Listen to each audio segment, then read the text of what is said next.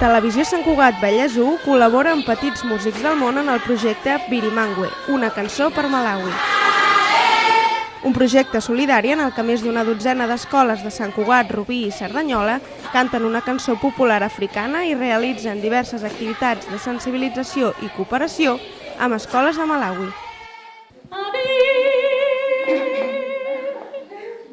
Estem a tots? Sí?